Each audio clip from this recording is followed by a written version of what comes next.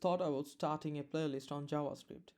I will teach you JavaScript, but I'm not a teacher. I will try to teach you what I know best. So let's start. So সবার আগে কথা বলি হচ্ছে why do we need JavaScript, বা তারও আগে কেন এটা ক্রিয়েট করা হয়েছে। জাভাস্ক্রিপ্ট ক্রিয়েট করা হয় 1995-এ। এর আগে জাভাস্ক্রিপ্ট ছাড়া যে ওয়েবসাইটগুলো ছিল এগুলো ছিল স্ট্যাটিক ইন আ সেন্স যে একটা, যদি আমি ওয়েবসাইট ড্র করি সেটা হবে এরকম, যে একটা ওয়েবসাইটের ভিতরে শুধুমাত্র এরকম হোম আছে, অ্যাবাউট আছে, কন্ট্যাক্ট আছে, নেভারে যা যা থাকে, তারপর এখানে কিছু ইনফরমেশন আছে, লিঙ্ক আছে। সো এরকম এখানে কোনো ইন্টারাক্টিভ কিছু নাই, কোনো অ্যানিমেশন নাই। সো আমি যদি এরকম একটা এক্সাম্পল দেখতে চাই যে জাভাস্ক্রিপ্ট ছাড়া যেসব ওয়েবসাইট ছিল ওইসব ওয়েবসাইটগুলো আসলে কীরকম ছিল, তাহলে it's a very good example. যেমন আমরা এখানে দেখতেছি এখানে কোনো পপ আপ নাই, এখানে কোনো অ্যানিমেশন নাই।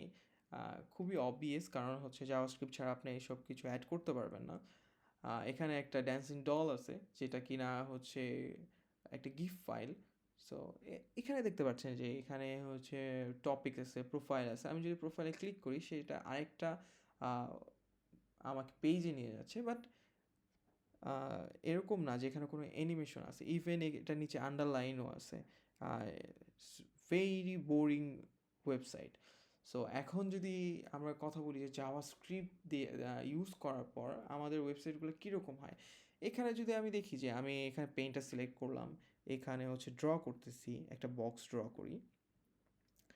এই যে এই ইন্টারাকশনটা অনলি পসিবল বিকজ আমরা জাভাস্ক্রিপ্ট ইউজ করতেছি। আমরা জাভাস্ক্রিপ্ট ছাড়া ওয়েবসাইট ক্রিয়েট করতে পারি, বাট ওগুলো ইন্টারাক্টিভ হয় না।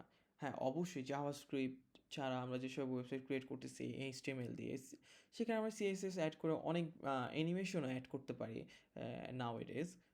বাট অ্যানিমেশন অ্যাড করলেও এগুলো কোনোভাবে ইন্টারাক্টিভ না। আমি এখানে হচ্ছে একটা ফর্ম ক্রিয়েট করলাম যেখানে নেম দিলাম, এখানে আমি নেম অ্যাড করতেছি, এখানে আমার এইজ অ্যাড করতেছি, এখানে আমার জেন্ডার অ্যাড করতেছি, আমি সাবমিট করতেছি, বাট আমার ফাইল কোথাও যাচ্ছে না। কারণ কি, আমার কোনো ব্যাকএন্ড নাই। এই ইনফরমেশনগুলোকে প্রসেস করার জন্য আমার যে লজিকগুলো দরকার, এইসব লজিক ইমপ্লিমেন্ট করার জন্য কোনো কোডই নাই আমার কাছে।